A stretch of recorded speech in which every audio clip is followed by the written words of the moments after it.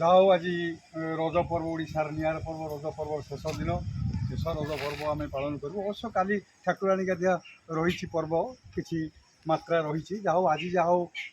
শেষ পর্ব আমার সব বন্ধু অতিথি মানে আসছেন মো সমুদ্রী আসছেন আমার ভাউজ আসছেন বড়িয়া মজা লাগুଛି আসছেন ଦୋଳି ଗୋଟେ ଖେଳ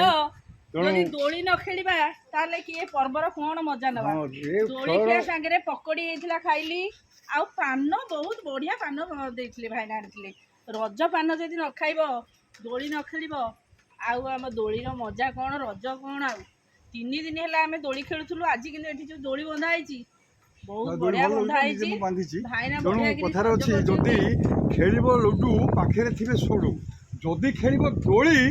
ପାଖରେ ଥିବେ ଶାଢ଼ୀ ଯାହା ହଉ ଶାଢ଼ୀ ଅଛନ୍ତି ମୋର ଦୁଇଟା ଶାଢ଼ୀ ଆଜି ଆସିଲାଣି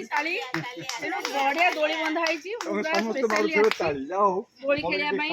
ଆମ ସମୁଦ୍ରୀ ଆସିଛନ୍ତି ମଧ୍ୟ ଭୁବନ ଇଏ ଆଠଗଡ଼ର ସେପଟେ ବି ଆମର ପୁରପଲ୍ଲୀରେ ଯେଉଁ ରଜ ପାଳନ କରାଯାଏ ଆପଣ ଖେଳନ୍ତି ଦୋଳିରେ ଆମର ବିଶେଷ କରି କଟକ ପରେ କଟକ ଡିଷ୍ଟ୍ରିକ୍ଟ ଭଦ୍ରକ ବାଲେଶ୍ୱର ପୁରୀ ଖୋର୍ଦ୍ଧା ଏଇସବୁ ଅଞ୍ଚଳରେ ବେଶୀ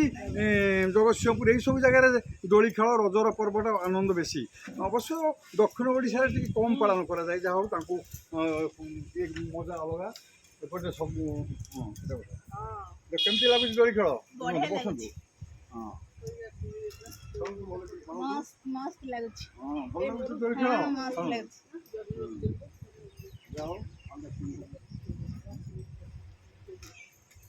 ହଁ ଦୋଳି ଭଲ ଲାଗୁଛି ତ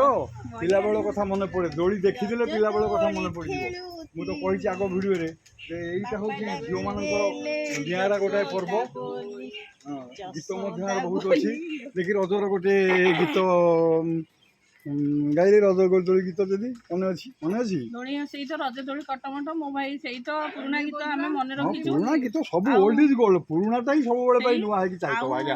ହଁ ଏବେ ବି ଅକ୍ଷୟ ମହାନ୍ତିର ସେଇ ଯାରେ ଯା ଭାସି ଯା ନୌକା ମୋର ଭାସି ଯା ଏବେ ବି ବାଜିଲେ ମଣିଷ ମନ ପ୍ରାଣକୁ ଛୁଇଁଯାଏ ତେଣୁ ଗୀତର କେବେ ଶେଷ ନାହିଁ ଗୀତର କୌଣସି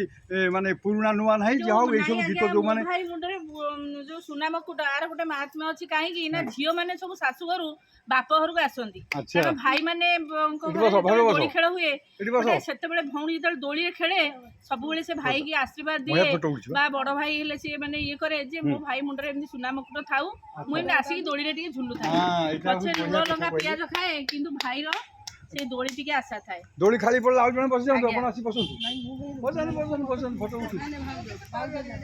ସବୁ ପର୍ବରେ ଆପଣମାନେ ଆନନ୍ଦ କରିବେ ଶୁଣନ୍ତୁ ଏଇ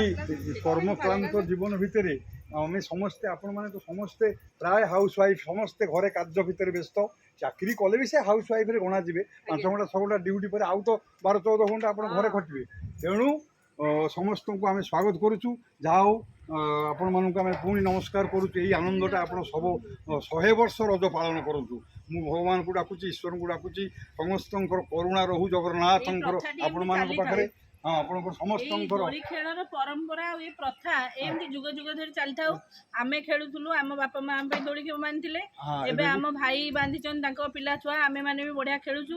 ଆଉ ଆମ ଭିଣେଇ ବି ବାନ୍ଧିଛନ୍ତି ଏମିତି ଆମ ପିଲାମାନେ ବି ଦୋଳି ଖେଳୁଥାନ୍ତୁ ଆଉ ରଜ ଯୋଉ ଗୋଟେ ପରମ୍ପରା ସିଏ ହଜି ନ ଯାଉ ଆମ ଏଇ ଯୁଗେ ଯୁଗେ ଆମ ଓଡିଆ ସାହିତ୍ୟରେ ଏଇଟା ଥାଉ ହଁ ଏଇଟା ହେଉଛି ଯାହା ହଉ ଖୁବ ସୁନ୍ଦର କଥା ଆଉ ଟିକେ ଆପଣ ଫଟୋ ଦିଅନ୍ତୁ ଆମ